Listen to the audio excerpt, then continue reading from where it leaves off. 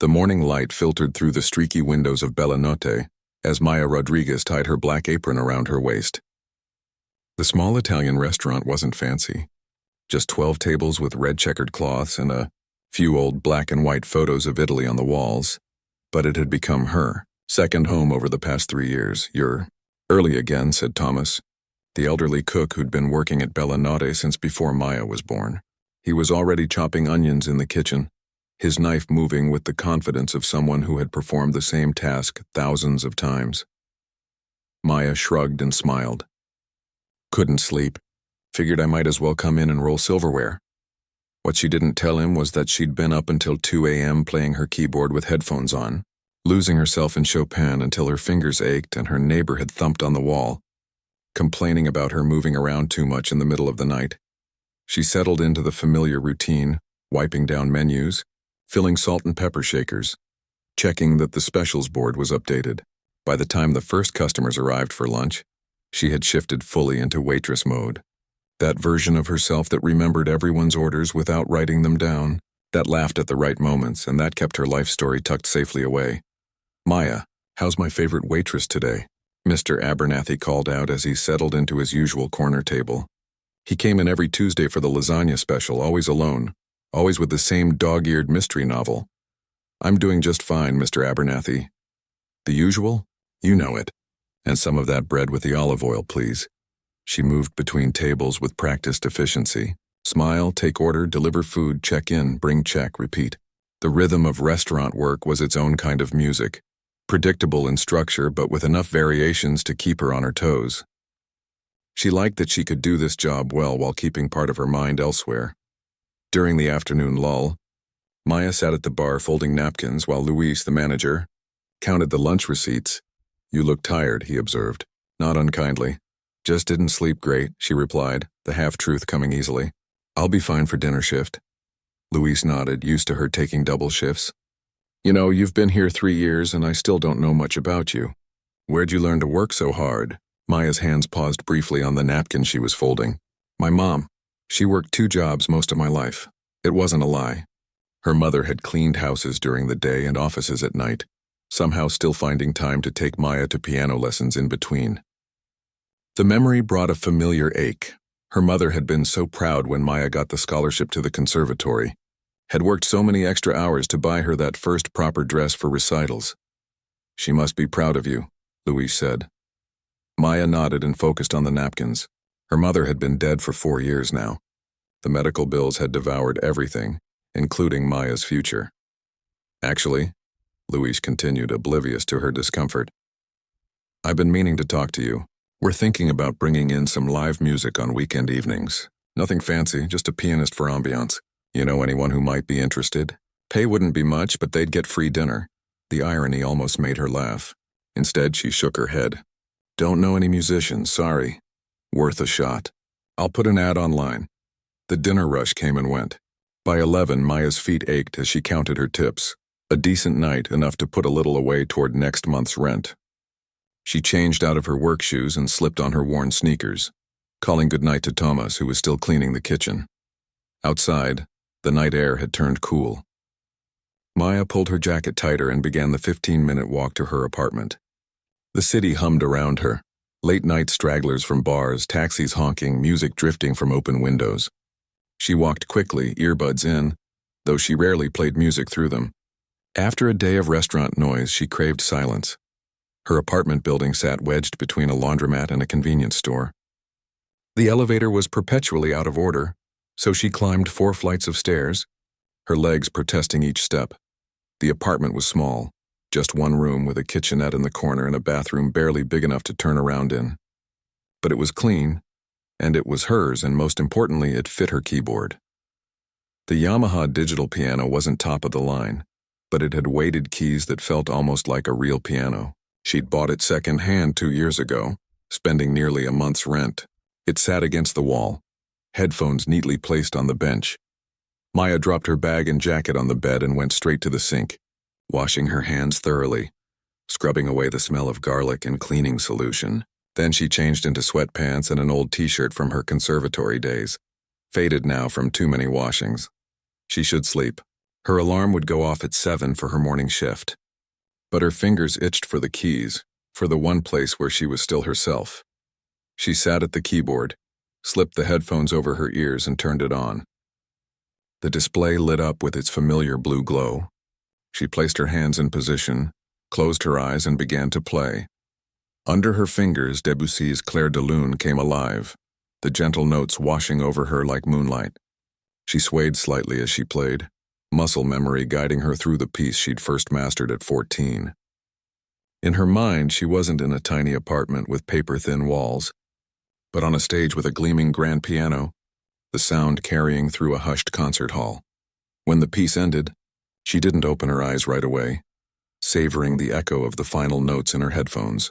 This was the Maya no one at Bellinotte knew, the one who had once been headed for concert halls, who had performed with the youth symphony, who had professors calling her a once-in-a-generation talent. She opened her eyes and the spell broke. Just her small apartment, the hum of the refrigerator, the muffled sounds of her neighbor's TV through the wall. Maya glanced at the framed photo on top of her keyboard, the only personal item displayed in the apartment. In it, a younger Maya stood beside her mother outside the conservatory building, both of them beaming, her acceptance letter clutched in her hand. It had been taken 6 years ago, a lifetime ago. She touched the photo gently. "I'm still playing, Mom," she whispered. She turned to the small desk crammed in the corner and pulled out a worn folder. Inside were the bills, rent, electricity, phone, and the big one, the remaining medical debt from her mother's cancer treatment. She'd been chipping away at it for years. 3 more years, maybe 4, and it would be paid off. Then maybe she could think about going back to school, finding her way back to the path she'd left. The reality of numbers pulled her back to earth. Dreams were luxury items and Maya lived on a strict budget. She practiced for another hour, scales and technical exercises that kept her fingers nimble despite the long days of carrying trays and writing orders. By the time she finally crawled into bed, it was nearly 1 a.m. As she drifted toward sleep, Luis's words about the restaurant Pianist floated back to her. For a moment, she let herself imagine sitting at a real piano again, playing for an audience, even if it was just people eating pasta and drinking wine. But the thought brought as much fear as longing. She hadn't played for anyone since leaving the conservatory. What if the magic was gone? What if all those professors had been wrong about her talent? What if 3 years of waitressing had dulled whatever gift she once had? Besides, playing publicly would mean questions. Where did you study? Why are you working here? Questions led to explanations, and explanations led to pity. And Maya couldn't stand the thought of that. No, better to keep her 2 lives separate. Waitress by day, pianist in secret by night. Safe, predictable. Lonely, yes, but safer than risking disappointment again. Her alarm would ring in 6 hours. She needed to sleep. Tomorrow would bring another double shift. Another day of being just Maya the waitress. The girl with the good memory for orders and the quick smile. The girl nobody really knew. As sleep finally claimed her fingers still moved slightly, playing phantom notes on an invisible keyboard, chasing melodies into her dreams. 2 weeks had passed since Luis mentioned bringing a pianist to Bellinotte. Maya had almost forgotten about it until she walked in for her Friday morning shift and spotted something covered, with a sheet in the corner near the front windows. "What's that?" she asked Luis, who was arranging fresh flowers on the hostess stand. He grinned and pulled off the sheet with a flourish. Ta-da! A piano stood revealed, not a grand by any means, but a decent upright with a warm honey-colored wood finish. It looked out of place among the red checkered tablecloths and wine bottles, like something from another world that had somehow wandered in. Maya's heart skipped a beat. A real piano, with actual strings and hammers and pedals. She hadn't touched one in 3 years. "It's nice," she said, hoping her voice sounded normal. "Where'd you get it?" "My cousin's kids took lessons for about 2 months before giving up. It was gathering dust in their living room. Cost me nothing but the moving fee." Luis ran his hand proudly along the top. "I found a guy to tune it yesterday. And I hired a piano player, some college kid who does gigs around town. He starts tonight." Maya nodded and headed to the back to put on her apron, ignoring the hollow feeling in her stomach. All day, she found her eyes drifting to the piano during quiet moments. Once, when the restaurant was empty between lunch and dinner, She almost went over to touch it, just to feel real keys under her fingers again. But Tomas had called from the kitchen, asking her to help prep salads, and the moment passed. The Friday dinner rush was always busy. By 7, every table was full, and Maya moved between them in a practiced dance, balancing plates and remembering special requests. Still, she was aware of the college student who had arrived with his backpack and sheet music, setting up at the piano. He played pleasant background tunes, simple arrangements of pop songs and easy jazz standards. Nothing complex, but it added a nice atmosphere to the restaurant. The night went smoothly until about 9:30, when Luis suddenly appeared at Maya's side as she was entering an order into the computer system. "We have a problem," he said, his voice tight with stress. Kevin just got a call that his roommate was in a car accident. He had to leave. The roommate's in the hospital. "That's terrible," Maya said. "Is his friend going to be okay?" "I think so, but Kevin was really upset. He apologized but had to go, of course." Luis ran a hand through his hair. "The thing is, I promised piano music until closing in the weekend email newsletter. People expect it now." Maya focused very hard on the computer screen. "That's too bad. I don't suppose you—" Luis began. "What?" "I don't know. You seem like someone who might have taken piano lessons as a kid or something. Any chance you could play a few simple tunes? Just until closing?" Maya's pulse quickened. She could feel her palms getting sweaty. "I don't think that's a good idea. Please, Maya. I'm desperate here. Just some basic stuff. Heart and soul? Chopsticks? Anything?" She looked around the restaurant. It was still fairly full, though it would thin out over the next hour. The piano sat silent in the corner, almost challenging her. I might know a little piano," she admitted, immediately regretting the words. Luis's face lit up. "Really? Would you mind? I'll add an extra $50 to your pay tonight. $50. That would cover next week's groceries. And it was just for an hour or so. Simple tunes, background music that nobody would really listen to." "Okay," she said quietly, "but don't expect much. You're a lifesaver." Luis squeezed her shoulder. "Finish up your tables, and whenever you're ready, just go play something. Anything." Maya took her time delivering meals and refilling drinks. She checked on each of her tables twice, offering more bread, more water. Anything to delay the inevitable. But finally there was nothing left to do. She untied her apron and laid it on the bar. Her hands were trembling slightly as she approached the piano. Up close, she could see it wasn't in perfect condition. There were a few scratches on the finish, and one of the ivory key covers was chipped. But it was a real piano. She sat down on the bench, feeling the weight of eyes on her back. Taking a deep breath, she placed her fingers on the keys. The cool, smooth ivory felt like greeting an old friend. Start with something simple, she told herself. She began to play a basic arrangement of Fly Me to the Moon, the kind of thing someone who had taken a few years of lessons might manage. Her fingers felt stiff at first, unused to the resistance of real piano keys after her lightweight digital keyboard. She got through the song without any major mistakes and moved on to another easy standard. As she played, her shoulders gradually relaxed. This wasn't so bad. Nobody was really listening anyway. The customers continued their conversations. The waitstaff moved between tables, and Maya was just providing pleasant background noise. Then something shifted. After the third song, her fingers seemed to remember their old confidence. Without consciously deciding to, she transitioned into Debussy's Arabesque No. 1, a piece far beyond casual piano lessons. Her hands moved across the keys with growing assurance, muscle memory taking over as the beautiful, flowing melody filled the restaurant. She didn't notice when the conversations began to quiet, or when Luis stopped at the bar, dish towel in hand, staring at her with his mouth slightly open.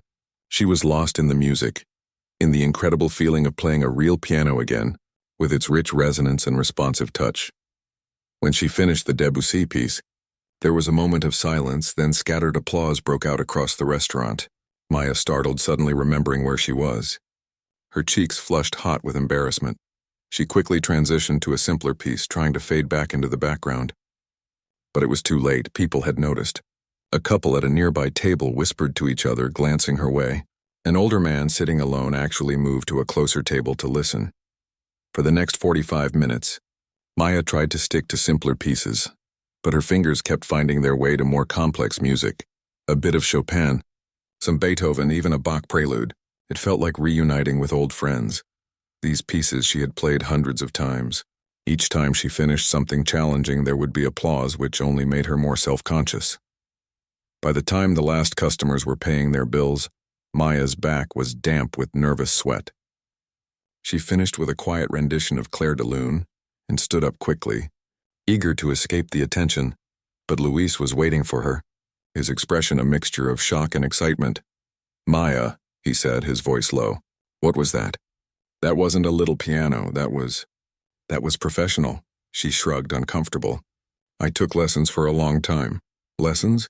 You played like you should be performing in concert halls." He stared at her as if seeing her for the first time.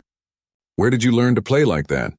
"I really need to finish cleaning my section," she said, moving past him. "Wait." Luis caught her arm gently. "Kevin can't come back tomorrow. His roommate's still in the hospital. Would you play again? I'll pay you what I was paying him." "Please?" Maya hesitated. The sensible answer was no. Playing tonight had been risky enough. She'd revealed too much of herself already. But the feeling of a real piano under her fingers, the sound filling a room instead of just her headphones. "I'll think about it," she said finally. After closing, Maya walked home slowly. The night was clear and cool, stars visible despite the city lights. Her fingers still tingled from playing, and snatches of music kept running through her head.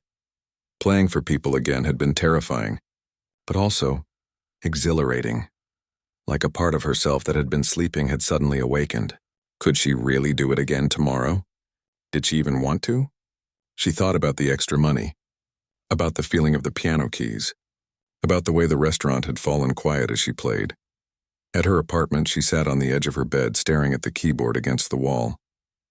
After a moment, she reached for her phone and sent Luis a text. "I'll play tomorrow night." Then she changed into her pajamas and lay down, not even bothering to practice on her keyboard. For the first time in years, she fell asleep with real piano music still ringing in her ears, not from headphones, but from her own playing. In a room full of people who had actually listened. Saturday evening came too quickly. Maya had spent the day in a state of nervous anticipation, practicing on her keyboard during every spare moment. Her fingers felt clumsy after the revelation of playing a real piano again, as if her body now recognized the digital substitute for what it was, a pale imitation of the real thing. She arrived at Bellinotte an hour early, hoping to get a few minutes alone with the piano before customers arrived. Luis was setting up the bar when she walked in. "You're early," he said, looking up from the wine glasses he was polishing. "I thought I might warm up a bit," Maya replied, nodding toward the piano. Luis grinned. "Go for it. I still can't believe you've been hiding this talent all this time." Maya set her bag down and walked to the piano. In the empty restaurant, with just Luis behind the bar, she felt less self-conscious than she had the night before. She sat down, adjusted the bench, and began with simple scales to get a feel for the instrument. The piano was far from perfect. A few keys in the upper register stuck slightly, and the middle C had a slightly dull tone, but after years of headphones and a digital keyboard, these imperfections only made it feel more alive. She lost track of time as she played, moving from warm-up exercises to pieces she'd been practicing in secret for years. When she finally looked up, she realized Thomas and two of the other waitstaff had come in and were listening, their prep work momentarily forgotten. "Sorry," she said, her cheeks warming. "I got carried away." "Don't apologize," Thomas said, shaking his head in wonder. "In 3 years, you never mentioned you could play like that." Maya shrugged, uncomfortable with their attention. It never came up.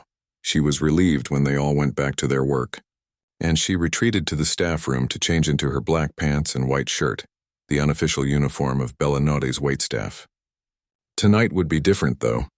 Luis had asked her to only take a few tables in the section nearest the piano, so she could switch between serving and playing. By 7 o'clock, the restaurant was filling up. Maya noticed there seemed to be more people than usual for a Saturday, and Luis confirmed her suspicion. "Word got around," he said, looking pleased. "Some of the regulars who were here last night told their friends about the amazing pianist. I've had to turn away 3 parties already." Maya's stomach tightened. "They came to hear me play?" "Don't look so terrified. Just do what you did last night. People loved it." As she delivered bread baskets and took drink orders, Maya felt eyes following her. A couple at table 6 whispered as she approached, and she caught fragments. The one who plays, and wouldn't believe how good. By 8 o'clock, when Luis nodded that it was time for her to play, Maya's hands were clammy with nervousness. This wasn't like last night when she'd been thrust unexpectedly into playing and people had been surprised. Tonight there were expectations. She wiped her palms on her pants and sat at the piano. The restaurant wasn't completely full yet, but nearly every table was occupied. She took a deep breath and began with something simple, a Gershwin tune that wouldn't draw too much attention. But as she played, she could feel the atmosphere in the restaurant changing. Conversations quieted. A few people at the bar turned their stools to face the piano. By the end of the second song, she realized with a mixture of terror and excitement that people were actually listening to her. She moved on to a Mozart sonata, not the most technically challenging piece in her repertoire, but beautiful and recognizable enough to hold people's interest. As the familiar melody flowed from her fingers, she felt herself relaxing into the music. This is what she had trained for, after all. Years of lessons and practice and performances. Her body remembered even if her mind was clouded with doubt. After 30 minutes, Louise caught her eye and gestured that she should take a break to handle her tables. She nodded gratefully, her back damp with perspiration despite the restaurant's air conditioning. As she moved between tables taking orders and delivering food, customers stopped her to compliment her playing. An older couple told her she reminded them of a pianist they'd seen at Carnegie Hall. A young man asked if she had studied at Juilliard. Just took lessons for a while, she replied to each query, deflecting their curiosity with practiced ease. Her second playing session went more smoothly, her nerves settled by the warmth of the audience's response. She ventured into more challenging territory, a Chopin nocturne, a Beethoven sonata movement. The music pulled her in, and she found herself playing with an expressiveness that had been missing from her late-night practices on the keyboard. There was something about having listeners, about the subtle gasps and sighs from the audience, that pushed her to dig deeper into the music. During her final break, as she was delivering desserts to a four-top in the corner, she noticed a woman sitting alone at a small table near the piano. She was in her 60s with silver haircut and a stylish bob and a posture that spoke of confidence. Unlike the other patrons who were engaged in conversation or looking at their phones between piano sets, this woman was watching Maya intently.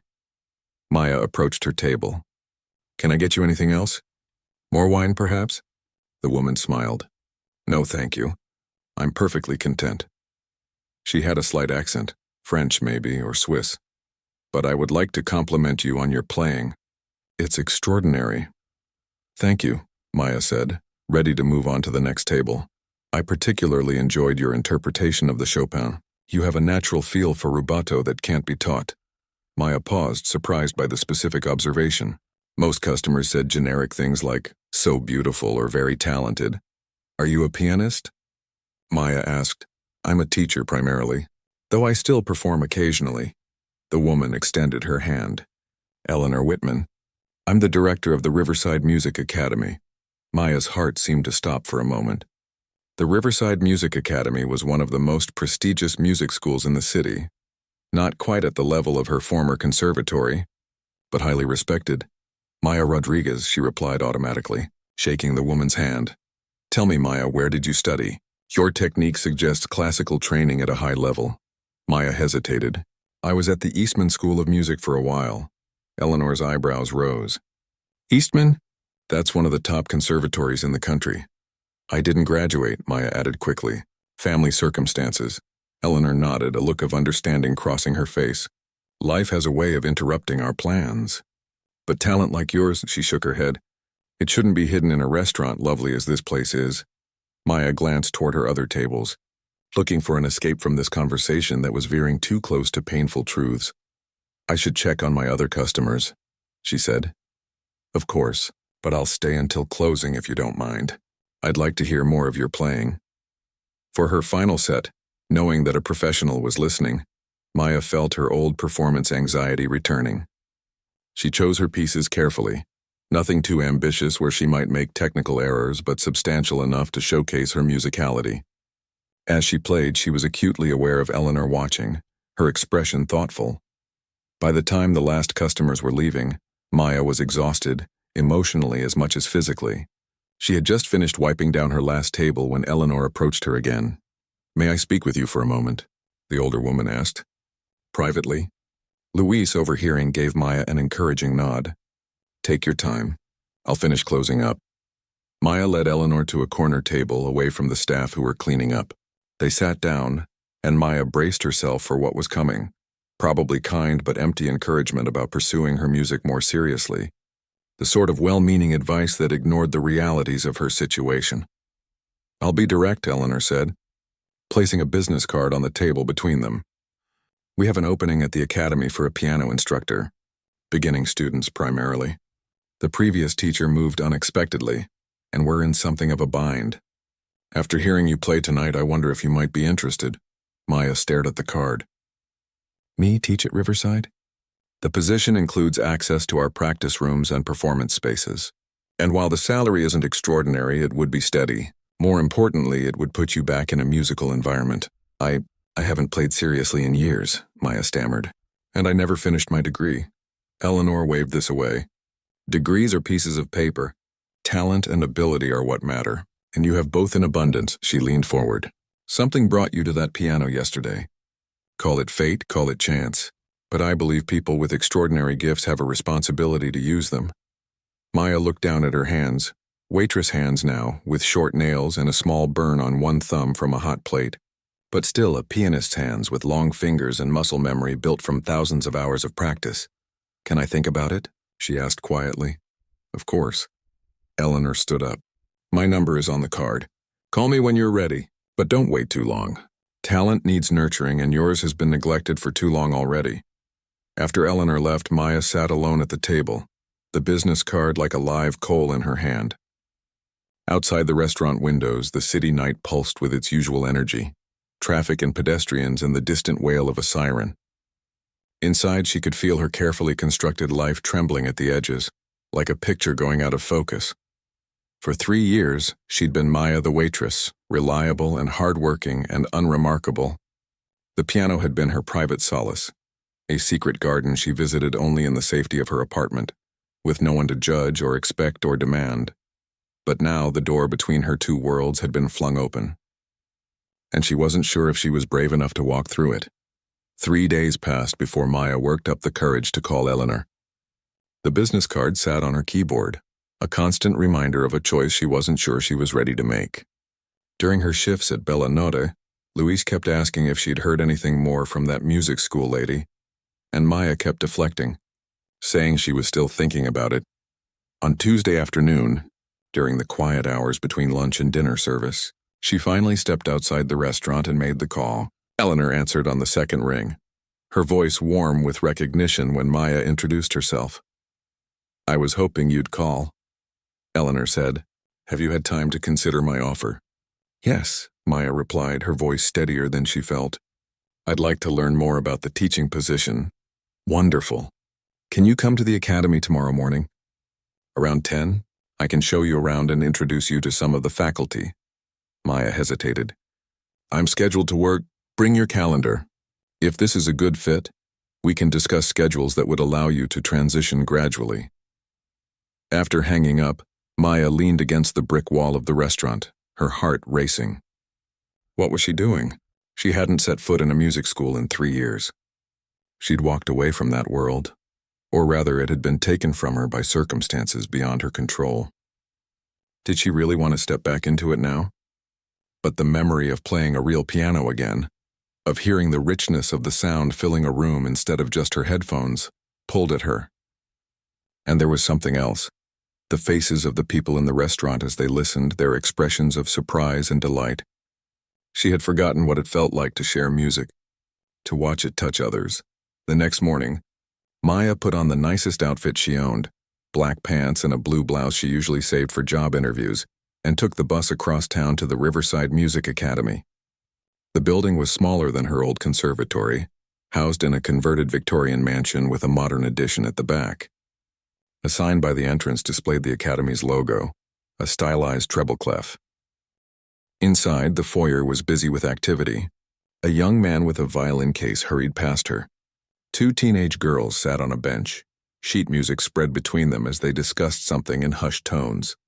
From somewhere deeper in the building came the sound of a saxophone playing scales. Eleanor appeared from a side office, dressed in an elegant gray suit. "Maya, right on time. Come, let me show you around." The tour was both thrilling and intimidating. The academy had 6 teaching studios, each with a well-maintained upright piano. There was a small recital hall with a baby grand, practice rooms for students, and a faculty lounge where Eleanor introduced Maya to 2 other teachers, a violinist and a flute instructor who greeted her warmly. "And this," Eleanor said, opening the door to a sunny room with large windows, "would be your teaching space." Maya stepped inside, drawn immediately to the piano, a beautiful Yamaha upright, far nicer than the one at Bellinotti. She ran her fingers lightly over the keys without pressing them down. "May I?" she asked. Eleanor nodded. "Please." Maya sat and played a brief passage from a Mozart sonata, testing the action and tone. The piano responded beautifully, the keys offering just the right amount of resistance, the sound clear and well-balanced. "The position involves teaching beginners primarily," Eleanor explained as Maya played. "Children and some adults, 20 hours of scheduled lessons per week, plus a studio class every other Saturday where your students perform for each other. The salary is modest, $32,000 annually, but you'd have full access to our facilities, including this piano and the recital hall for practice." It was less than Maya made waiting tables, especially counting tips. "But to be in a place like this again, surrounded by music? When would you need me to start?" she asked. "As soon as possible. We've been covering the previous teacher's students with substitutes for 3 weeks now. I'd need to give notice at the restaurant, and I'd like to keep some shifts there, at least at first." The thought of completely leaving Bellinotti, of giving up the security of a job she knew she did well, was too frightening. Eleanor frowned slightly. "It's not ideal to split your focus, but I understand the need for caution. We could start you with fewer teaching hours and build up gradually." By the end of the meeting, Maya had tentatively agreed to begin the following Monday with a partial teaching schedule, 10 hours per week to start, with the understanding that she would increase to full-time within 2 months if things went well. Walking back to her apartment afterward, Maya felt a mixture of excitement and terror. She had just upended the careful, predictable life she'd built. What if she couldn't teach well? What if her technical skills had deteriorated too much? What if the students or their parents didn't like her? When she arrived home, she went straight to her keyboard and began to play. Not the pieces she normally practiced for enjoyment, but technical exercises, scales, and arpeggios. Her fingers felt clumsy on certain passages that would have been effortless 3 years ago. How had she not noticed how much ground she'd lost? For the next 5 days, Maya practiced obsessively in every spare moment. She cut back on sleep, squeezing in 2 hours before her morning shift at the restaurant and 3 or 4 more after getting home at night. Her neighbors complained about the noise for the first time in years. She'd forgotten to use headphones several times, lost in her desperate attempt to regain her former abilities. By Sunday night, the eve of her first day teaching, her hands ached and her eyes burned with fatigue. She forced herself to stop practicing at midnight, knowing she needed at least some sleep. But as she lay in bed, doubts circled like hungry wolves. Who was she kidding? She wasn't a teacher. She wasn't even a proper pianist anymore, just a waitress who played as a hobby. The students at Riverside deserved better. Their parents were paying good money for proper instruction, not for someone who had walked away from music years ago. She barely slept, and when her alarm went off at 6, she seriously considered calling Eleanor to back out. But something, pride or maybe just the memory of how it felt to play for an audience again, made her get up and get dressed in her new teacher clothes, a simple skirt and blouse she'd bought at a thrift store with her tips from piano night. The morning was a blur of introductions and orientation. Eleanor showed her the scheduling system, the music library, the process for logging student attendance. Maya nodded and took notes, trying to absorb everything while fighting the urge to flee. Her first student arrived at 11, a 7-year-old boy named Liam with wild curly hair and untied shoelaces. His mother introduced him with an apologetic smile. "He's been taking lessons for 6 months, but he's, well, energetic. I hope that's not a problem." "Not at all," Maya said with more confidence than she felt. "Come on in, Liam." The lesson was a disaster. Liam couldn't sit still. didn't want to play the pieces his previous teacher had assigned, and seemed determined to test every boundary. By the end of 30 minutes, Maya was exhausted and questioning every life choice that had led her to this moment. Her second student was a retired man in his 70s who had always wanted to learn piano. He was enthusiastic but struggled with basic coordination between his hands. Maya found herself inventing exercises on the spot to help him, drawing on memories of her own early lessons. The day continued. A teenage girl who clearly practiced only during the lesson itself. Twin 9-year-olds who giggled constantly. An adult woman who was terrified of making mistakes. With each student, Maya felt like she was stumbling in the dark, making it up as she went along. By 5 o'clock, when her last student left, Maya collapsed on the piano bench. Physically and emotionally drained, Eleanor knocked lightly on the open door. "How was your first day?" she asked. "Honestly, terrifying," Maya admitted. "I don't know if I'm cut out for teaching." Eleanor laughed, not unkindly, but with genuine amusement. "No one is at first. Teaching is a skill like any other. It takes practice." She sat down beside Maya on the bench. "But I noticed something interesting. Each student who left your studio today was smiling. Even that Wagner boy who's made 2 teachers quit already. Really, I felt like I was just making things up as I went. That's teaching. Responding to what each student needs in the moment." Eleanor patted her shoulder. "Give yourself time. The technical parts, the scheduling, the recitals, the curriculum, those will become routine. The connection with students, that's something you seem to have naturally." After Eleanor left, Maya remained at the piano, thinking about the day. It hadn't gone at all as she'd imagined. She'd made countless mistakes, forgotten half of what Eleanor had told her about the Academy's procedures, and felt completely out of her depth most of the time.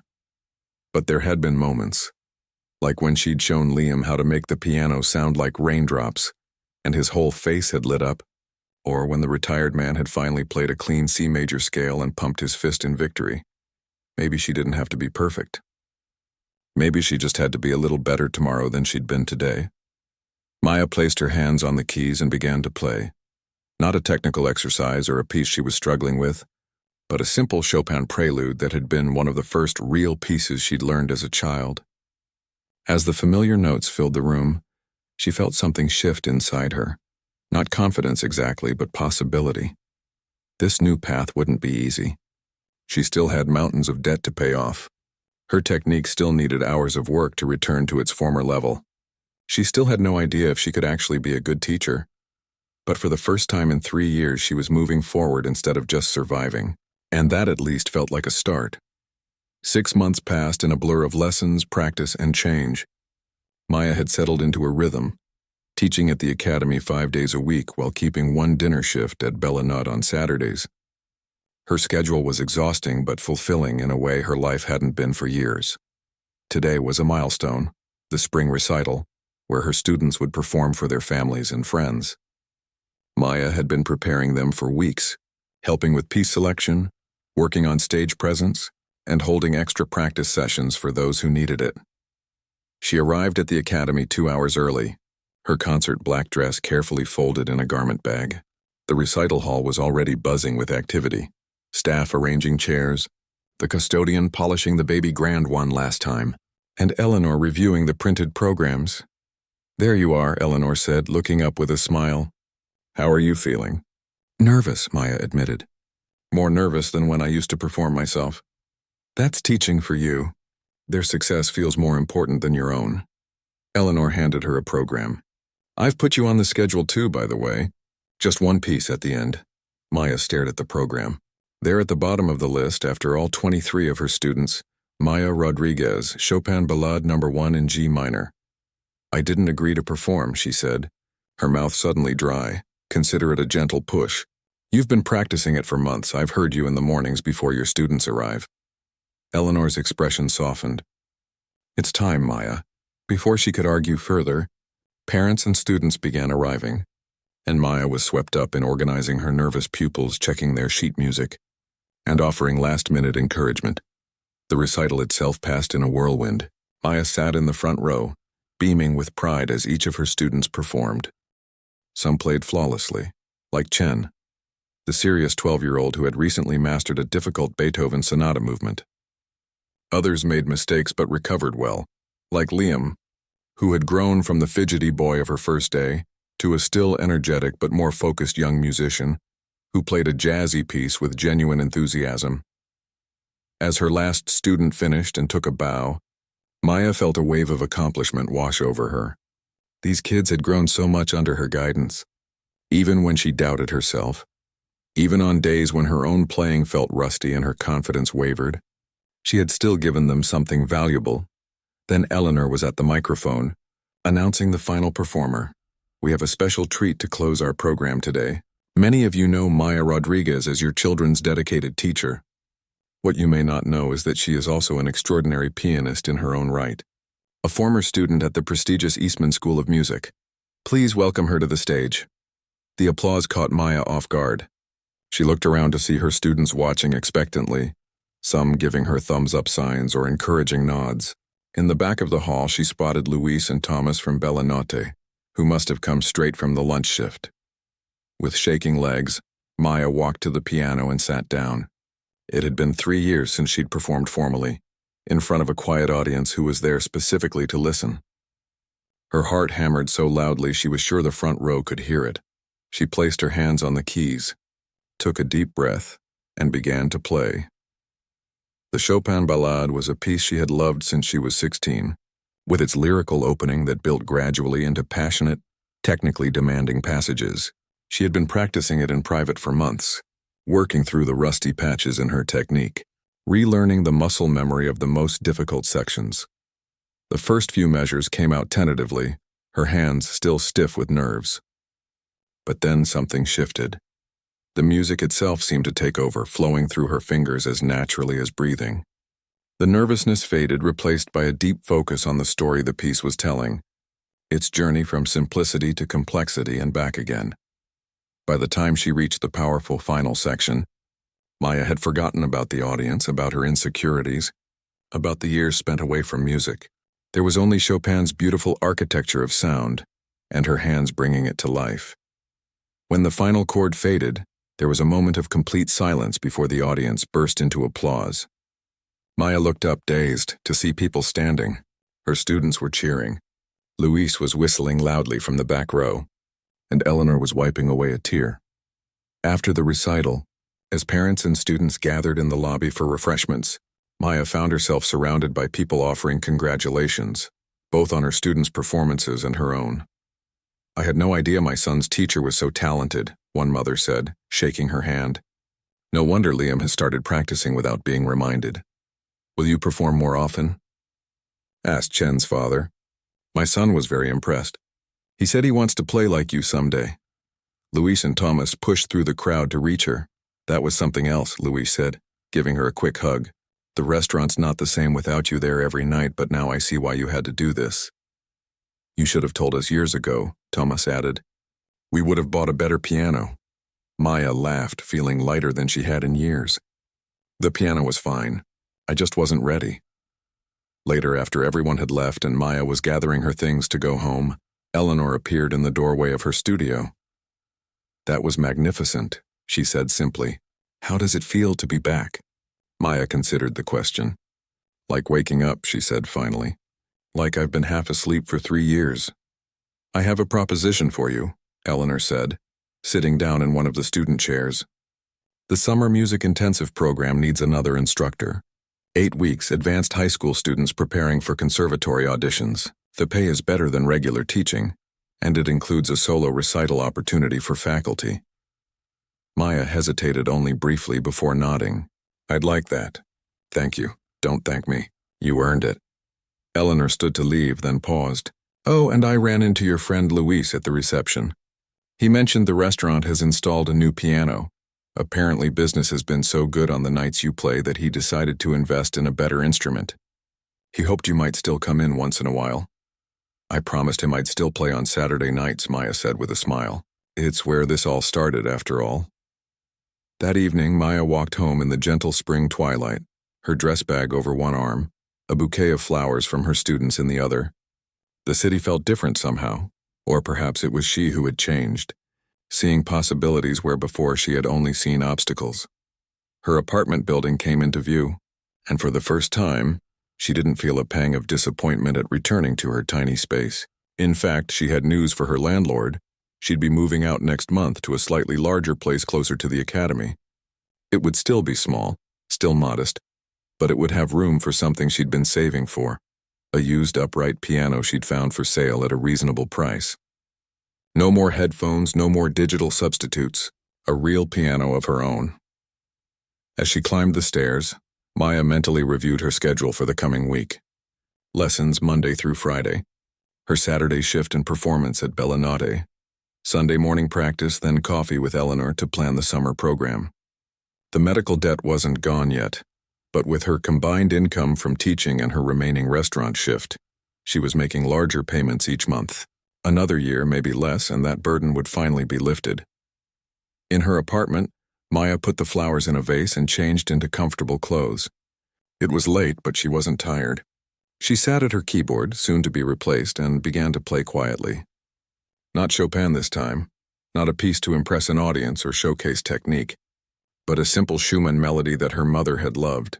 "I'm still playing, Mom," she whispered, looking at the photo on top of the keyboard. "And now I'm teaching others too." Outside her window, the city continued its endless symphony of sounds, traffic and voices and music drifting from other apartments. But instead of feeling separate from it all, Maya now felt connected to the rhythm of life around her. Her music was no longer hidden behind headphones and closed doors.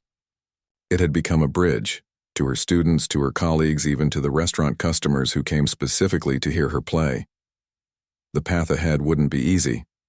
There would still be financial challenges, still days of self-doubt, still technical hurdles to overcome.